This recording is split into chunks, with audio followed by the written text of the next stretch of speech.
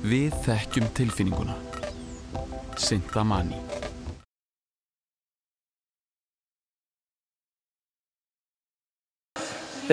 Stemmingskonan Sigríður Ingibjörg Einarsdóttir með Ylfu frá Miðengi. Nú eru þið búin að klára keppni hér á heimsmeistaramótinu með góðum árangri. Það var 7. sæti í 250 metra skeiði og annað sæti í 100 metrum. Núna rétt áðan innlega til hamingju með árangurinn. Hvernig er tilfinningin?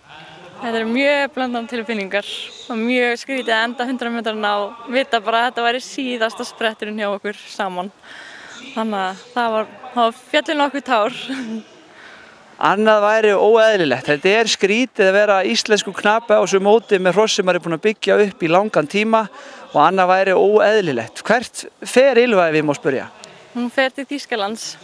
Beggi Eggers keypti hana fyrir dóttur sína og hún fer að njóta góðs af því. Þannig að hún mun eignast gott heimili, það er bara svona eðlilega verður svolítið söknuður. Já, en hún fer á draumaheimili og mér líður vel með það. Nú ert þú eins og flestir í yngri flokkunum að fara í fyrsta skipti sem keppandi á heimsmeistaramót. Geturðu sagt fólkinu heima eitthvað um það hvernig það er? Þetta er ólýsanlegt sko.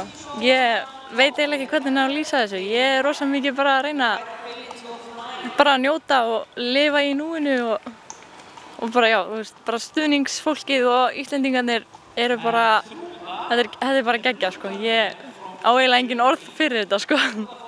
Það sést líka mjög vel að þú ert nefnilega að peppa stemminguna og stúkuna og ert að njóta þín og það skiptir mjög miklu máli.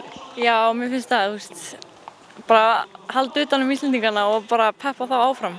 Þetta er ekki búið og við getum unnið nokkra titla í viðbót. Ertu búin að finna næsta skeiðsnilling heima á Íslandi? Nei, en nú fer ég bara að leita. Þá vitið þið það gott fólk, það er bráð segur skeiðknappi að leita sér á góðum skeiðhesti til hamingju með árangurinn og við hlökkum til að fylgjast með þér í verðlaunaafhendingunni. Takk fyrir.